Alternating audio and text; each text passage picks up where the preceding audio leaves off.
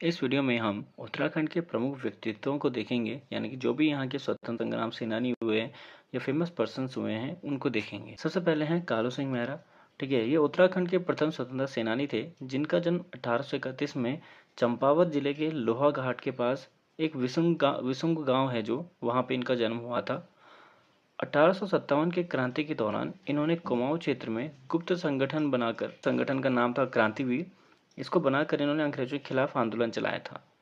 उस समय कुमाऊं के कमिश्नर थे हेनरी रैमजे और इनकी मृत्यु हुई थी 1906 में।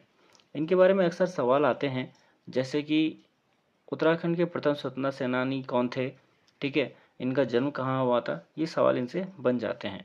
क्रांतिवीर संगठन किनके द्वारा बनाया गया, ठीक है, और इनके समय में कुमाऊं के कमिश्नर कौन थे, ये इसके मुख्य क्वेश्चन भी बनते हैं। ठीक है, कहते हैं बद्रीदत्त पांडे।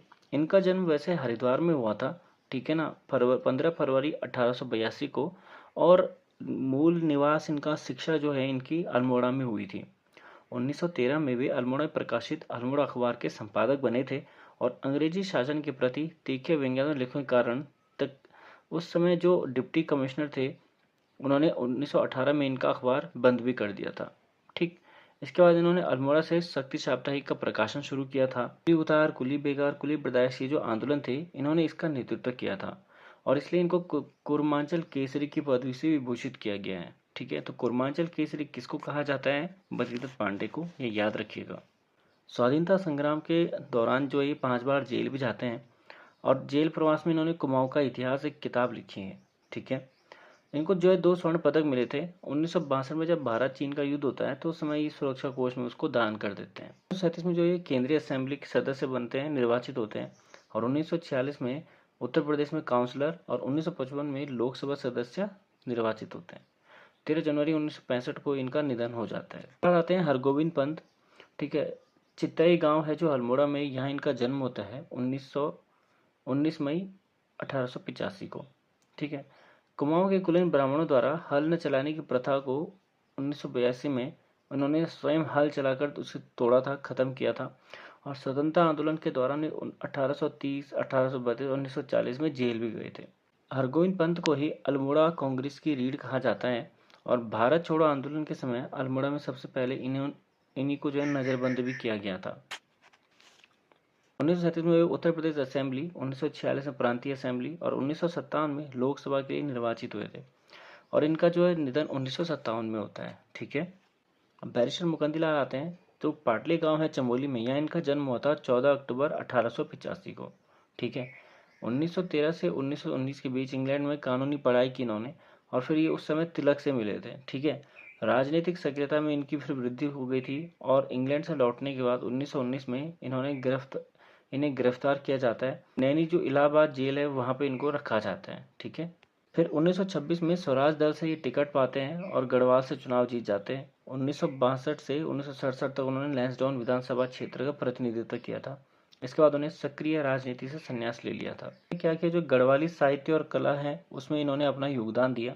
ठीक है, गढ़वाल चित्रकला शैली के प्रसिद्ध चित्रकार मौलाराम के चित्रों को खोजकर उन्होंने कला जगत में प्रसिद्धि के शिखर पर पहुंचाया। 1970 में उनकी पुस्तक प्रकाशित होती है, गढ़वाल पेंटिंग्स, जिसको कि भारतीय चित्रकला का अमूल्य ग्रंथ भी माना जाता है। 10 जनवरी 1982 को इनका निधन हो जाता है। इसके बाद आते हैं खुशीराम आर्य। 13 दिसंबर 1886 को दौलिया हल्दू चौड़ नैनीताल में इनका जन्म हुआ था। ठीक है, आर्य समाजी विचारधारा के व्यक्ति थे और इन्होंने बाल विवाह, प्रतिरापन, छुआछूत, इस चीज़ के खिलाफ इन्होंने समाज में जो है काफ़ी जागरूकता फैलाई थी। ठीक है, और ये कुमाऊं क्षेत्र में ज़्यादातर एक्टिव रहे थे। ठीक है, तो शिल्पकार सुधारणी सभा का गठन किया जो बहुत इंपॉर्टेंट है, यही सवाल भी पूछा जाता है। ठीक है, और दलितों को ही जो है शिल्पकार नाम प्रदान करने में इनका जो है अग्रणी योगदान भी होता है।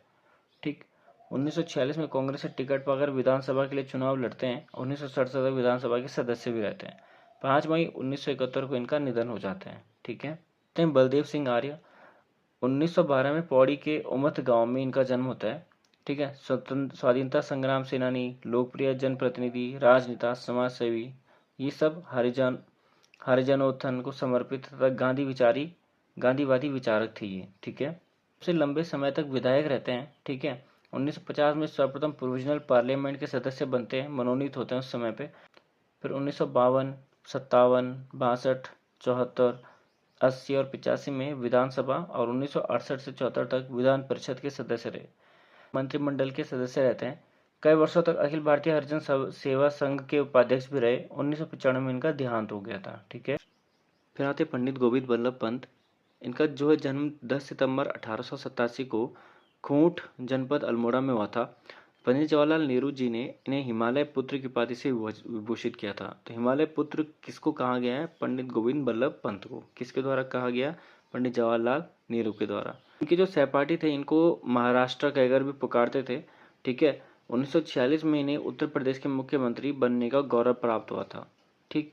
और इस पद पर इन्होंने 1954 तक ये जो है रहते हैं। 1909 में इलाहाबाद से कानून की डिग्री लेने के बाद उन्होंने काशीपुर में वकालत शुरू की थी और 1914 में काशी नगरी प्राचीनी सभा की एक शाखा के रूप में काशीपुर में प्रेम सभा की स्थापना की थी इन्होंने। ठीक है। 1916 में कुमाऊं परिषद के गठन में अहम भूमिका इन्होंने निभाई थी। 1923 में स्वराज पार्टी के टिकट पर नैनीताल जिले से संयुक्त प्रांत विधानसभा परिषद के सदस्य ही निर्वाचित होते हैं, जबकि 1927 में उन्हें संयुक्त प्रांत की कांग्रेस कमेटी का अध्यक्ष चुना गया। 30 नवंबर 1928 को लखनऊ में साइमन कमीशन के विरुद्ध प्रदर्शन में नेहरू के प्राणों की रक्षा करते समय गंभीर शारीरिक चोटें आई थी। 1934 में अखिल भारतीय संसदीय बोर्ड के अध्यक्ष रहते हैं और केंद्रीय विधानसभा के सदस्य निर्वाचित होते हैं। फिर 1937 में इनके नेतृत्व में उत्तर प्रदेश में पहली बार कांग्रेस मंत्रिमंडल बनता है। ठीक है। 9 अगस्त 1942 को उन्हें कांग्रेस कार्यकारिणी सदस्यों के साथ मुंबई में गिरफ्तार किया गया। 31 मार्च 1945 तक अहमदनगर के किले में नजरबंद रखा जाता है। 1946 में उत्तर प्रदेश विधानसभा के लिए निर्वाचित हुए और फिर मुख्यमंत्री बनते हैं। फिर वे 1954 तक मुख्यमंत्री पद पर रहते हैं। 10 जनवरी 1955 को केंद्रीय कैबिनेट में गृह मंत्री के रूप में सम्मिलित हो जाते हैं। फिर जब तक देवहासन नहीं होता तब तक ये पद पर आसीन रहते हैं। ठीक। 26 जनवरी 1957 को भारत रत्न की उपाधि से सम्मानित किया गया था इनको और 7 मार्च 1961 को हृदयघात के कारण इनका निधन होता है। ठीक है। 1929 में लाहौर कांग्रेस अधिवेशन में भी गए थे। ठीक है। जहां पे इन्होंने कुमाऊं क्षेत्र का प्रतिनिधित्व किया था। ठीक।